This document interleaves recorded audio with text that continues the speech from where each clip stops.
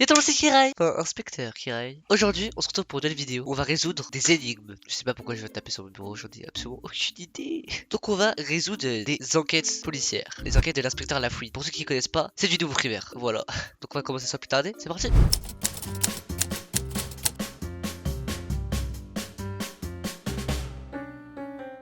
Donc, première enquête, vol chez le commissaire Kivala. L'inspecteur Lafouine est invité pour une partie de cartes chez une de ses vieilles connaissances, le commissaire Kivala. Les deux amis se retrouvent autour d'une table en compagnie de 4 autres joueurs. Le professeur tout méconnu, grand, barbu, à l'air sévère, le sapeur-pompier, y a pas le feu. Oh, le blase de merde. Le sapeur-pompier, y a pas le feu. Petit homme, vif et bavard, l'énorme cantatrice Bianca Castafiore et l'informaticien Garovirus, qui ne voit rien, sans ses lunettes au verre épais. Il est myope, ou presbyte, savoir. Alors que la partie vient de commencer, tout méconnu se lève et demande discrètement l'emplacement des toilettes. Il s'absente quelques minutes, puis revient prendre sa place autour de la table. Je note ça dans mon petit carnet. Monsieur tout méconnu va aux toilettes pendant quelques minutes. Alors oui, j'ai vraiment un carnet d'inspecteur.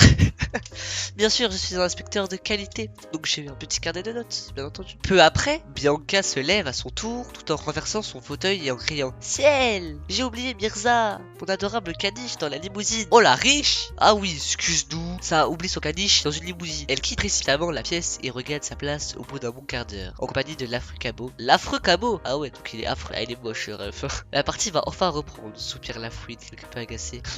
Donc je note que Madame Mirza a oublié son caniche dans sa limousine de riche. Et elle reprend sa place au bout d'un quart d'heure. Putain, elle a bien pris son temps pour aller chercher son caniche dans sa limousine. Bizarre, bizarre.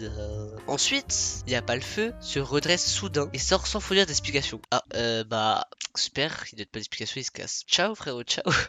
Il revient rapidement, l'air embarrassé. Il devient très difficile de jouer avec tous ces déplacements, se plaint Kivala. C'est pourtant au tour de Garovirus de se lever, grommelant qu'il doit satisfaire les mêmes besoins pressants que tous méconnus. Recopiage. Putain, c'est horrible. Tiens, il a laissé ses lunettes sur la table. Oh, ça veut dire qu'il est parti en ne voyant rien. S'il est vraiment bien pour presbyte, c'est bizarre. Ça se trouve que c'est lui le coupable. Je note. Le lendemain, Lafouine reçoit un appel téléphonique de Kivala qui lui annonce tout affolé: Lafouine, c'est affreux, on a volé mes économies. Marge. Je les avais cachés dans un réduit près de la salle de jeu. Vous savez, cette petite pièce... Oh putain, la voix est insupportable. Cette petite pièce vide, à l'ouverture minuscule, où l'on ne peut entrer que de profil. Mon argent était dans un coffre dissimulé à la bonne hauteur, dans le mur. Le mécanisme d'ouverture, c'est vrai, est minuscule, on le voit à peine. Quelqu'un a pourtant réussi à l'actionner. Le vol n'a pu avoir lieu qu'au cours de notre partie de cartes. Aidez-moi, Lafouine, ou je suis ruiné. Putain, enfin, t'es longue sa prise de parole. Waouh, j'en ai marre de faire cette voix carrément. Lafouine réfléchit quelques secondes puis répond: Ne vous inquiétez pas, je crois que je connais le coupable. Oh, le giga chance. Bon, qui est le coupable? Si je repasse en revue nos différents cas, nous avons tout d'abord tout méconnu qui va aux toilettes pendant quelques minutes. Je pense qu'il n'y a rien de bizarre. A noter que monsieur tout méconnu, il est grand, et barbu et à l'air sévère. Ensuite, on a il n'y a pas le feu qui est petit et vif et bavard. Mirza. Ah non, mais Mirza c'est la chienne. Non, donc on a Bianca Castafiore qui a oublié son chien dans la limousine. Et 15 minutes pour aller chercher un chien dans la limousine, c'est long. Et on nous dit qu'elle est énorme. Et on a Garovirus qui va aux toilettes. Sans lunettes alors qu'il est censé être myope ou presbyte. Déjà, l'ouverture de la pièce, elle est petite. Donc je pense que l'énorme Bianca Castafiore...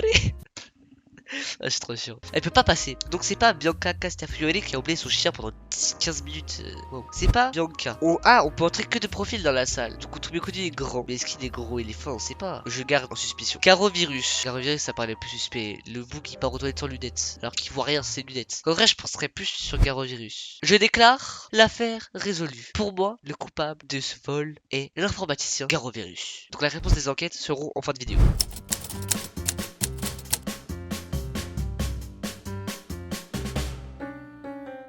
Enquête numéro 2. Le club des handicapés. Un meurtre a été commis dans un club pour personnes handicapées. Ah, c'est un meurtre, là, c'est pas un vol, c'est un peu plus grave. Donc il faut que je mette mes profils d'enquêteur professionnels au maximum. Chargé de l'enquête par le commissaire Gradum, l'inspecteur Lafouine demande à monsieur Brun, le directeur de l'établissement, de réunir tous les membres de l'association. Quelques instants plus tard, tout le monde se retrouve dans la salle de réunion du club. Monsieur Brun est entouré de madame Flore, qui n'entend plus à cause d'une otite mal soignée. De monsieur Tilleul, aveugle de naissance. De mademoiselle Rose, qui a perdu l'usage de la parole à la suite d'un choc émotionnel. Attends, c'est possible? Est-ce que c'est réel, genre, que tu peux vraiment perdre la parole à cause d'un choc émotionnel trop grand? Genre, si t'apprends, par exemple, que ton fils il meurt, est-ce que tu peux perdre la parole tellement c'est choquant? Il y en a qui s'y connaissent, n'hésitez pas à me dire en commentaire si c'est vraiment possible. Si ça m'étonnerait quand même. Après, si c'est possible, c'est fou. Donc, Rose qui a perdu l'usage de la parole à la suite d'un choc émotionnel. De monsieur Paré, amputé des deux bras pendant la dernière guerre, et de monsieur Marais, qui ne se déplace qu'en fauteuil roulant à cause d'un accident de moto. Je vais déjà noter tout ça dans mon carnet d'inspecteur professionnel. Voilà, toutes les informations sont notées dans mon magnifique carnet d'inspecteur, de toute beauté. On va continuer. Après un interrogatoire de routine, l'inspecteur Lafouine annonce qu'il est sur le point de démasquer le coupable. Par cette ruse, il espère une réaction du meurtrier. Donc il bluffe quoi. Le soir même, le policier reçoit un coup de téléphone. Un mystérieux correspondant lui donne rendez-vous à minuit dans un des quartiers les plus mal famés. Tiens, tiens, tiens. On se demande bien pourquoi. Flairant un piège, hashtag analyse, Lafouine sur ses gardes part à pied vers le lieu indiqué. Alors qu'il emprunte un passage pour piétons, une voiture de forte cylindrée fonce sur lui et manque de le renverser. Il ne doit son salut qu'à sa détente des félins. Pour ceux qui savent pas, monsieur Lafouine, c'est un chat. C'est un chat aimant. Ouais. Dans la pénombre, l'inspecteur ne peut distinguer le visage du conducteur. Celui-ci descend du véhicule et court vers Lafouine, un revolver dans la main droite. Oh, le meurtrier. Serait-ce par hasard le meurtrier du club handicapé? Peut-être. Paraît assez obvious que oui du coup.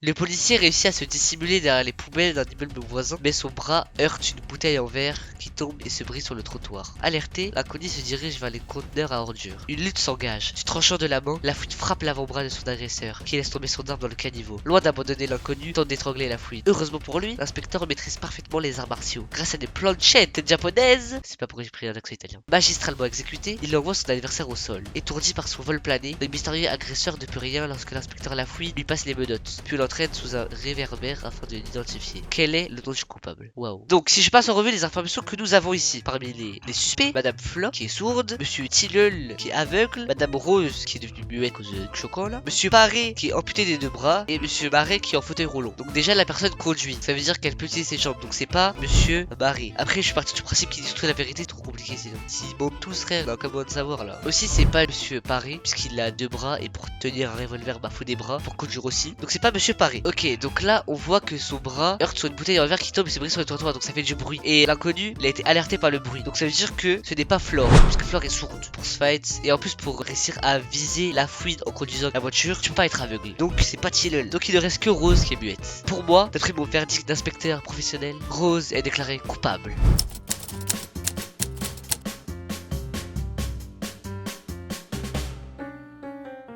On a nos deux enquêtes et je pense qu'il est temps qu'on aille voir les réponses. Voir si je suis un enquêteur professionnel et expertisé. L'énigme 1. Vol chez le commissaire Kivala. Le coupable est tout méconnu. C'est absolument pas ce que j'ai dit. Alors c'est pas Bianca parce qu'elle est trop grosse. C'est pas il y a pas le feu, c'est trop petit. Garovier c'est trop bien. Mais Garovier c'est trop bien. Mais comment il a fait pour aller aux toilettes? S'il voit rien. Mais il est trop suspect. Le ref il voit rien. Il va aux toilettes. Et genre c'est normal. Il peut pas aller voler des trucs parce qu'il est trop bien. Mais il peut pas aller aux toilettes parce qu'il est trop bien. Oh mais wesh. Ah j'ai trop le seul. Bah j'ai faux.